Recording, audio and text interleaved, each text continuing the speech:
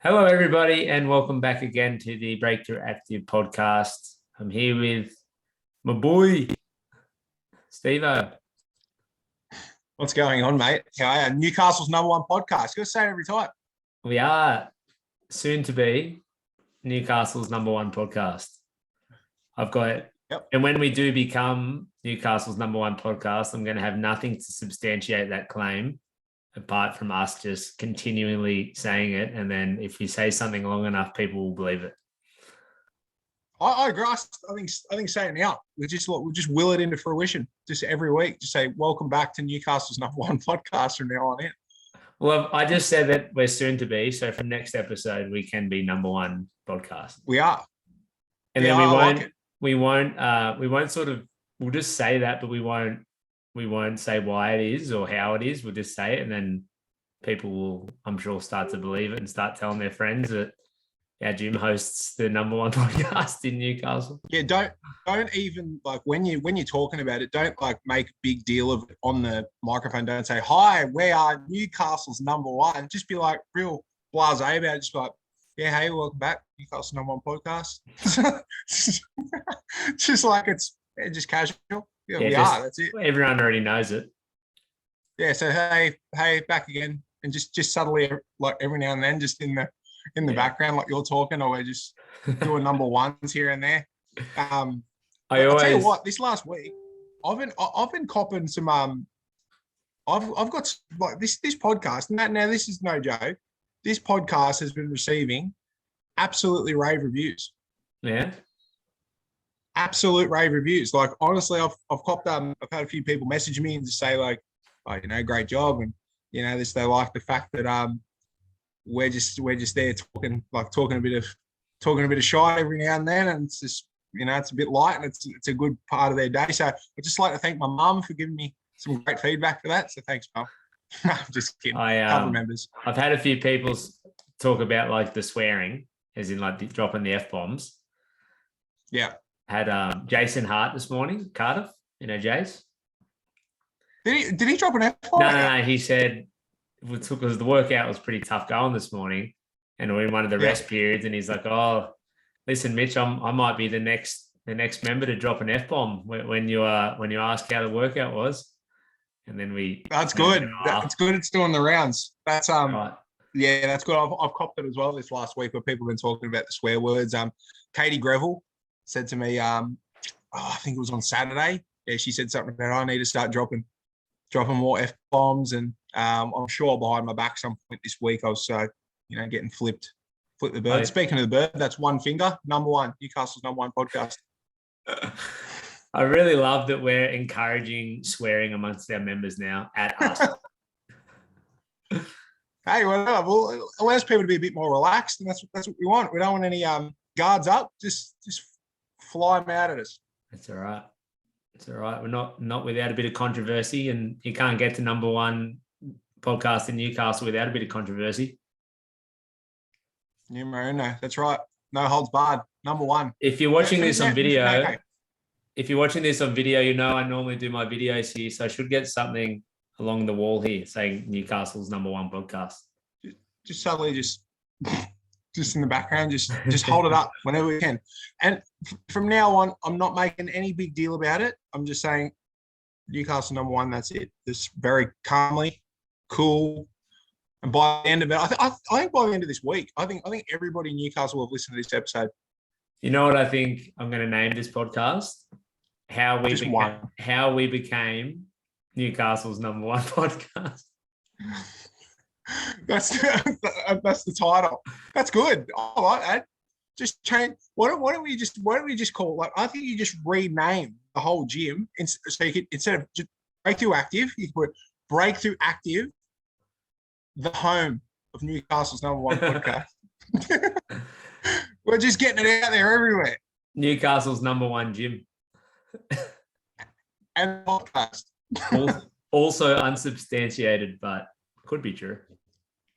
Well, that's I don't know. Number one podcast is open for debate, and there's something else that's pretty well open for debate, mate. That I'd love to talk about today. It's that was a great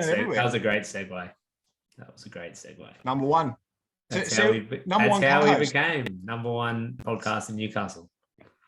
I know. See, and that wasn't even planned. That was just we just went with the flow there.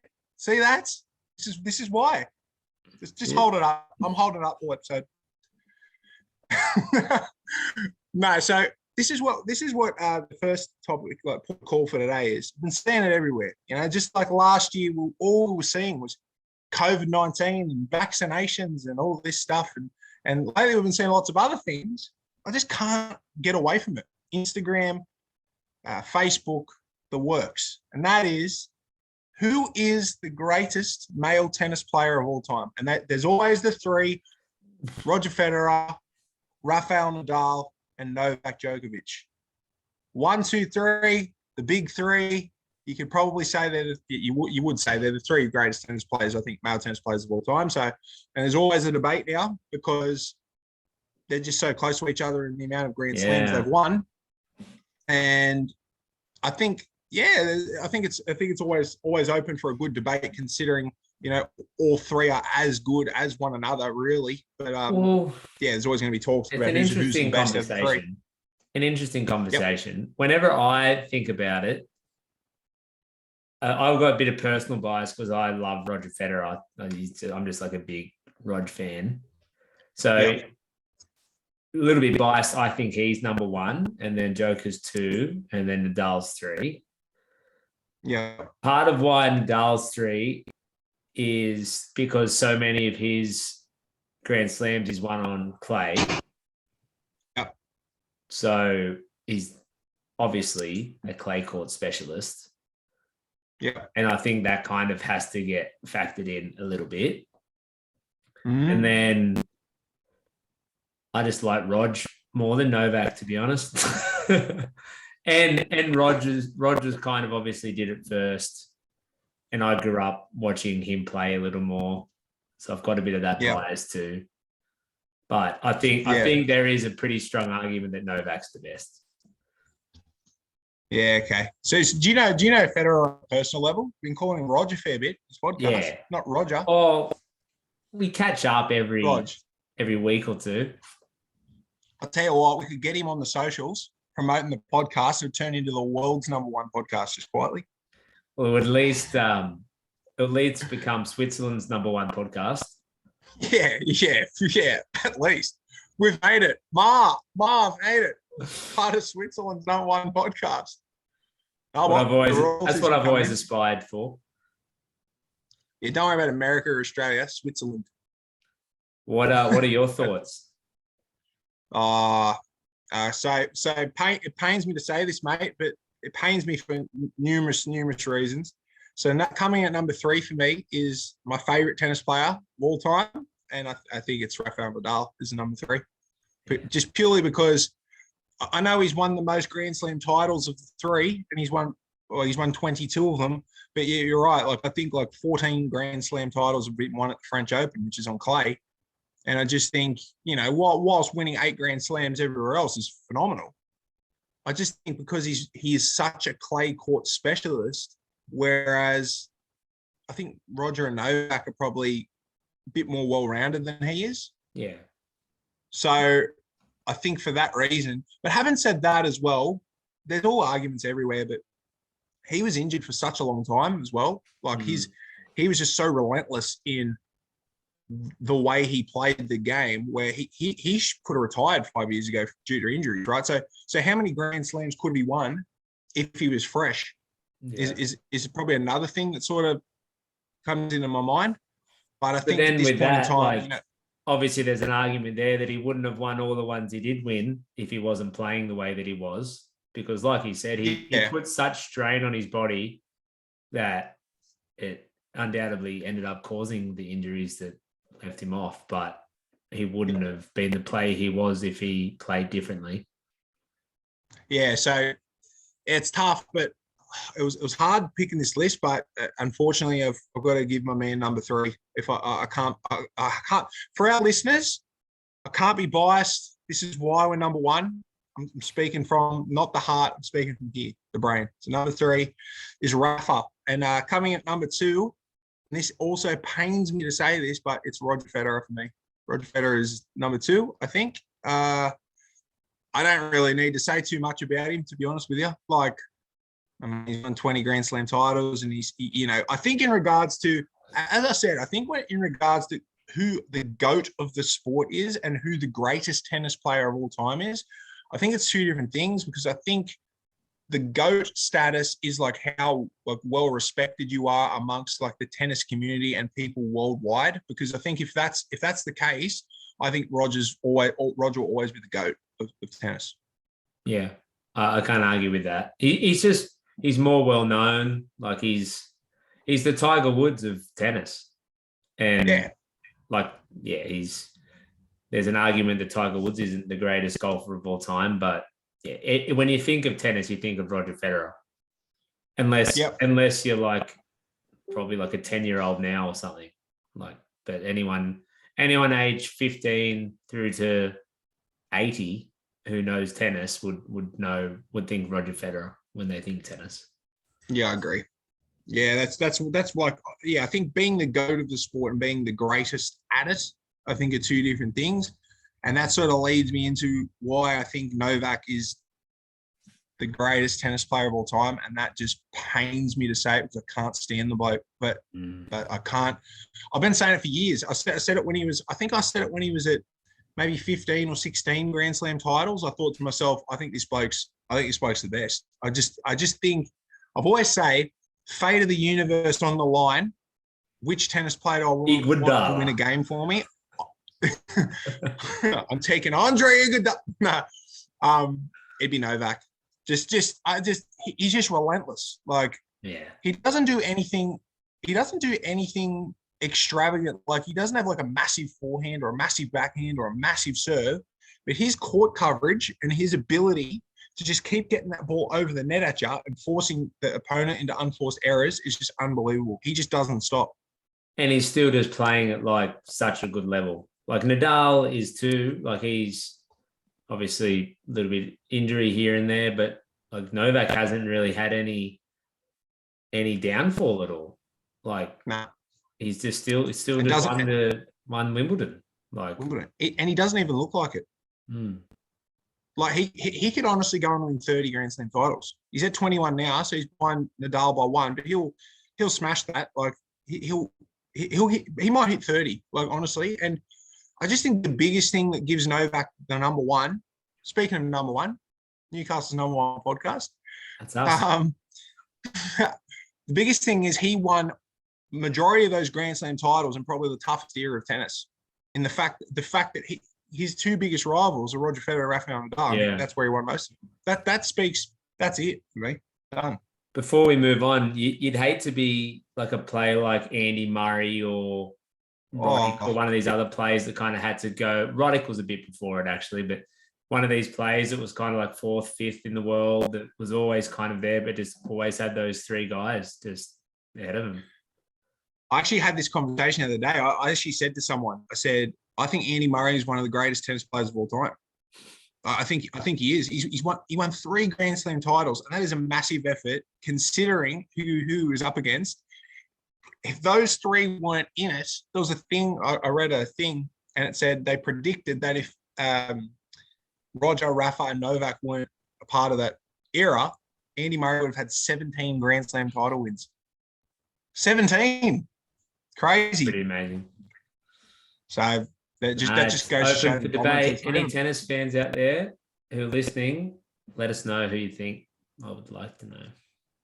That pains me to say Novak, but it's the truth, unfortunately. I think we've got a little bit of trainer talk today. Typical. Yeah, I think that members love a bit of trainer talk. Yeah. Typical Steve Mitch fashion. We're doing a bit of countdowns, ranking. Yep. Mm-hmm. So we've got a few different topics where we've got questions, and then we're gonna do a bit of a hierarchy of least through most, answering that. Is that what we kind of had planned? So we got a couple of questions, and it's most and least likely trainer to do something in particular. Okay. So I'll lead, and I'm like, so obviously there's all of us, right? There's 6 of us. Okay. And I'll just start off small. I'll just start off really small and just something like really tame. I'm going to start with who is the most likely to just randomly go for a skinny dip. What do you reckon? Not Brody. She's least. Do you think she's number 6? Yeah. Okay. Yeah, I agree. I think she's number 6. Yeah.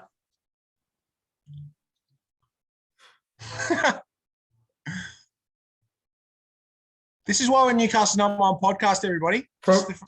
Just laying it all on the line here. Probably then Rach. She seems pretty sensible, even though she's Rach number 5. She's the youngest, but I still think she's pretty sensible. Uh-huh. Then probably me.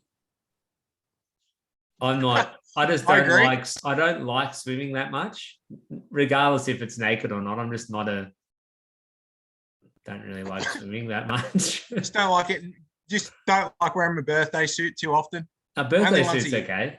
Birthday suit's okay. It's just swimming. Just not in the water when it's cold.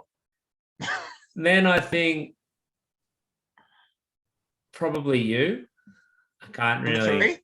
Yeah, I can't really sort of imagine you just getting your gear off and jumping in for gear off and just running in. And this might surprise you actually, but number 2, then Jamie. I know that. Jamie number 2. I know he really loves the dip, loves the beach, loves the baths, and I don't think you probably need that much convincing to get his gear off. And then number 1 is a bit of a sleeper. I think Kelly number 1. Kelly Bryant, Miss Kelly Bryant doesn't mind a skinny dip. Well, she lives out there. She lives at Merriweather, so she's near the water. Obviously, she would like the beach, I dare say. Does she get in early when no one's there? I think. Well, depends if it was alcohol infused or not. Because I've seen her having a good time with us on a few of these work nights out, and she has a good time. So maybe she would be the first one just to get into it. See you later to the togs. And going for a bit of a dip. Well, they say it's one of the most freeing experiences that you can have is a skinny dip. Yeah. Have you ever done it? I've skinny dipped before, so hence why I'm number 3. Yeah. So I've done it before. It feels pretty freeing. Yeah, it's good. Don't recommend on a cold day with people out because otherwise your ego gets absolutely deflated. Just quietly. But mate, I think your list is pretty spot on. I'm gonna just tweak it a bit, and I'm gonna say I think Brody's last for sure, and I'm going Rach number 5. Agreed. I'm going yourself number 4. Agreed. I'm going Jamie number 3 because he doesn't like the water that much because he says he's not a strong swimmer. Yeah, he says he's not a good swimmer, but he does like to swim. But so yeah, he might get his gear off apparently. But I'm going at 2. I agree with you. I'm putting myself number 2, and I'm going to put Miss Kelly Bryant number 1. So Kel, congratulations, you are the winner of who is the most likely to go for a skinny dip, my friend. Unanimous. There she is, Kelly Bryant. Everybody, the people that don't know Kelly, she's one of our trainers at Cardiff, and she does a hell of a job. Yeah, she's hell of a job. She's one of the favourites. But yeah, great trainer, great lady, loves a skinny great dip. Skinny dipper. We'll put that on a tombstone. Yeah. All right. I love beloved friend, great skinny dipper. Kelly Kobe Bryant. Yeah, Kelly Kobe, number 24. Nice. What do you got, mate? I've got a bit of a lighthearted one too. Who would be most likely, or rank them most likely, or least likely to most likely, to have a Netflix marathon by themselves? Just sit at home all day on a Sunday and just absolutely camp out on the lounge and just Netflix show after show after show for the whole day. Okay. I'm starting low, number 6. I'm going Kelly Bryant at number 6 because I think Kel's pretty active. And I don't think Kel would really want to sit around and watch Netflix all day. So that's why she's my number 6. Man. Netflix all day. I would say I'm going to go myself number 5 because I can watch a movie for 2 hours, but I'm too fidgety. If I sit still for too long, I go nuts. So like, I'm going to say myself number 5 because I do enjoy a bit of that. Number 4, I'm going to go with Rach at number 4. I'm going to go with Rach number 4. Yeah, I think she's got a bit on. Got her like a new fiance. Congratulations. 3.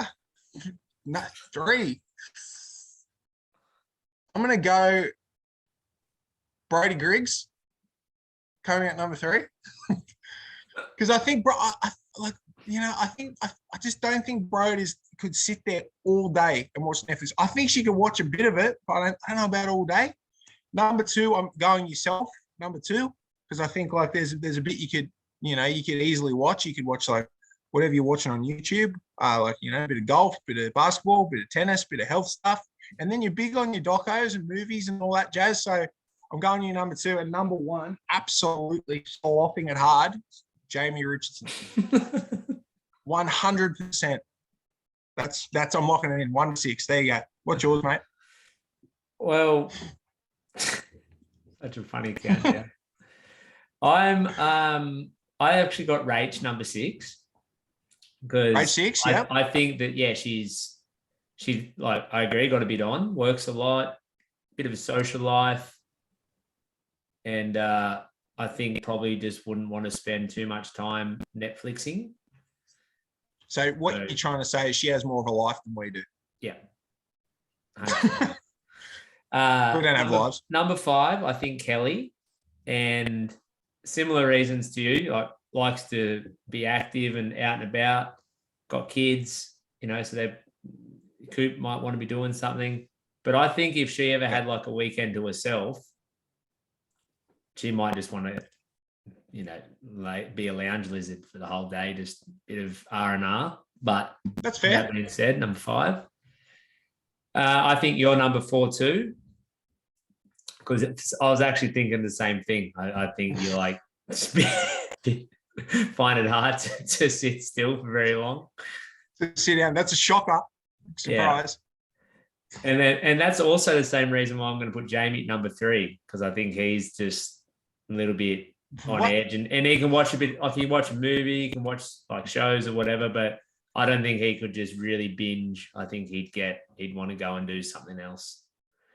I still remember when we used to have those team meetings with Sam Thornton, who was helping us with a bit of team building stuff. And she'd always give you and Jamie the fidget spinners. Yeah. I talk about that all the time. It's so funny.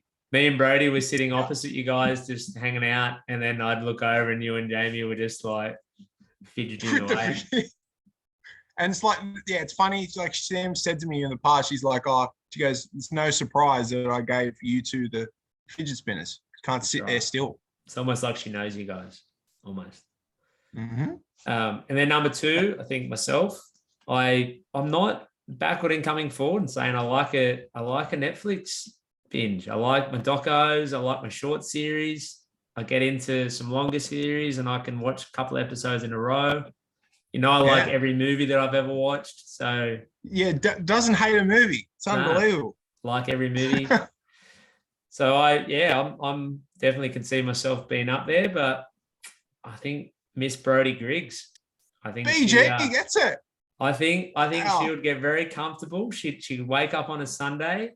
She'd be in her pajamas, her long Peter Alexander comfy warm pajamas. She'd have a heater on. She'd have a rug. She'd have a cup of tea. She'd have a little hand warmers, breakfast. That. And she would just watch show after show, cup of tea after cup of tea, having a few little treats here and there, staying nice and warm, hanging out with a cat. So it's Brode wins it hands down. Number 1. What is it? Not even close. No, I don't. I think it's somewhat close, but I just think I can see her doing that pretty easily on a Sunday. So what does like this podcast and Brody being top of that list have in common? Both number one. Number one podcast in Newcastle, Brody Griggs. Just another subtlety. Netflixer, Break-Thru. Just another subtlety, mate. We might do one more, mate, because we've been rambling on for a while here. Surprise! The last one's a big one. Yeah. Okay, so it's the one is this last one. I think this is a big one. I think a lot of members will want to know this, and it is the least likely trainer to quit on a workout when the going gets real tough. So, like, obviously our fitness levels are going to be all over the place, right? They're going to be all over the place. But I'm talking, like, we hit our peak, and which one's the most likely to, like, the least likely to quit? So we're going from most likely to least likely. Yeah, right. You can do that. So who's the most likely to quit to the least likely to quit?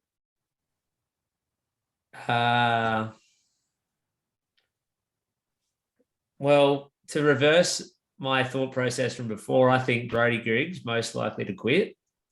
Nothing to do with her fitness. Woo! Nothing to do with her fitness. She's decent. No, it's nothing to do with the fitness. Nah. I think that she likes being comfortable. As I just mentioned, Netflix, a nice warm rug. She's got a hand warmer. She's got a big jacket. Hates being cold, likes being comfortable. Yeah, and that's then fair. It might just get a bit uncomfortable when you're doing something shitty in the workout, and she would just blow it off. See, my number six. My number six is the person who I think is the most likely to quit on a workout. I'm agreeing with you. I agree. I think Brady's number six. I think for similar reasons. Again, this isn't about who's fitter than the other one. It's a person who is the most or least likely to quit. And I think Brady might just go, I've just had enough of this. I've just had enough of this. I'm going to stop. So I agree. Number six. Yep. Number five, for very similar reasons, I think Rach. I think that she always is talking about how cold it is, and she loves being warm. She loves being comfortable. Doesn't like being out in the cold. And same thought process. You're feeling a bit uncomfortable. You want to stop. You want to get warm. You want to put your heater on. No, you got to leave that heater off. Take your jacket off and be uncomfortable for a little while. We'll see. I'm going to be different here. I'm going to go with Mr. Jamie Richardson at number 5. Just purely because, like, there's, like, he gets stuck in the workouts. But I'll tell you what, there's been a lot of complaints in the past on the bike. He was stopped mid thing. He'd be like, "Oh, this is rubbish. Oh, how did Steve get through this? Blah blah blah." All I'm hearing is this. I'm not saying this. I'm hearing this. So number 5 for me. Yeah, he was going to be my number 4 just because he doesn't have too much experience with the workouts. I think he does a little bit more weight training. And I think when the going gets tough, and if he's trying to keep a decent level of intensity, his body just probably wouldn't really be used to it. And he's got a bit of competitiveness about him, so I think he might try to keep up and just might not quite be able to get there, and then that would just send him into a tailspin. So that's my number 4. Well, my number 4 is Rach. Purely pretty well for the same reasons you said. Yeah, I just think, like, you're right. Like, if you're complaining about the cold, and it's only a little bit cold, it's not freezing out there. Like, if you complain a little bit about the cold, then if the going gets a little bit tough on the bike, or a couple extra burpees or whatever, you start to feel that little bit of burn. It's over. Like, you can't just feel a little bit of burn and just I agree with you. I just think, like, if you're already complaining about the cold, well, then when things start getting heated up on the burpees and the bike, no. Yeah. Number 3, I think you. Stop. You're a pretty tough MF in some of those workouts we've done over the years. but I just, and it was more a process of elimination by this time because it's me, you, and Kelly left. Mm-hmm. And I just think for you, I mean, if you get something up your wheelhouse, like your famous E-mom on the bike, 10 calories, you'll sit there for a long time doing that. But if it was something else where maybe you were a bit uncomfortable doing a bit of running, doing a bit of, I don't know, raw challenge, something else that you weren't really that used to. I just don't know how you'd go. I think you might call it quits. A few injuries might creep in, which is legitimate, but it's still that's just the case. Still just mate, that hurt. That one hurt. It's a dagger. I'm just trying to. Sorry. Well, we didn't become Newcastle's number one podcast by sugarcoating things, being each other's best mates. That is very true. Okay, so my number 3 is you. Cop that. Hey, like damn animals. No, so the reason why I'm going number 3 is we've had some horrendous workouts in the past, like horrendous, and it's hard from here because I don't know. I don't think there's not much split in it, but the only thing that tips that got you into number 3 for me, I know what you're is that time at Cardiff. I know you're going to say that when I quit. Yeah, you stopped. And I was like, I don't know if I've stopped mid-workout and just gone, nah, I'm out of here. I was like, oh, I had to come up with someone. So it's tough. Number 3. I knew that was going to come back to bite me. I should have kept going. But you get caught on a bad day and that's it. So, all right, mate. Number 2. Number 2, I'm putting myself. I think number 2, which means Kelly's number 1.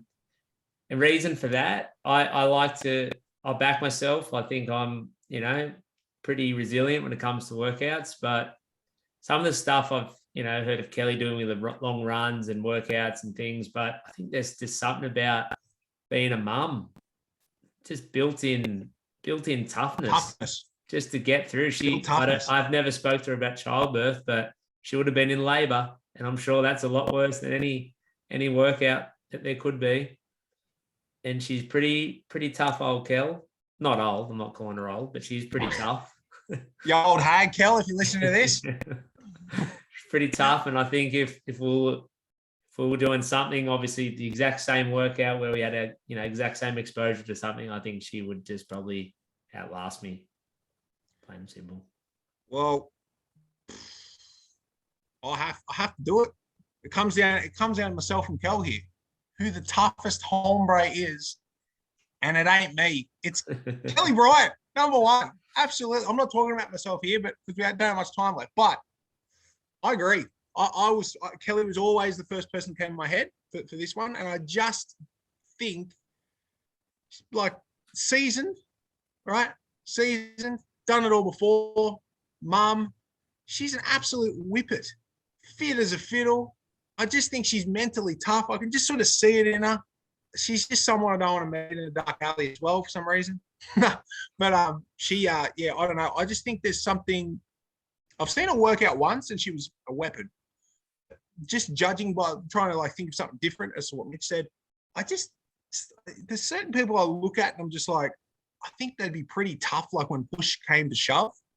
And I just think Kel would be pretty tough when push comes to shove. And another thing is, can down about 20 cocktails and still absolutely go bananas at the Kent, and that's why he is my number 1. That obviously gets factored in. Agreed. Unanimous. Absolutely. Unanimous. So that's number 2 1. wins that Kel's had today. Yep, there it is. Done, dusted. All right. What a list. Looking forward to hearing people's feedback on that, and if they agree or disagree. But we might leave it there for the day, mate. That was fun. Cool. I hope everybody enjoys. Yeah, let us know what you think. Eager to hear your responses. And I just want to thank everybody for tuning into Newcastle's number 1 podcast. Yeah, you'll see us on NBA News most nights. All the local stuff at the Knights games, the Jets games. Won't be long till we start getting very Just well known quietly, outside of Newcastle. Tanya, Steve, Nick, Jess, and Ducko, they're all quaking in their boots now. Absolutely. Newcastle #1 podcast coming for your jobs. See yous. Righto, mate. Take care. All right. Thanks for listening, guys. Thanks. Talk to you on the next one. See you, mate.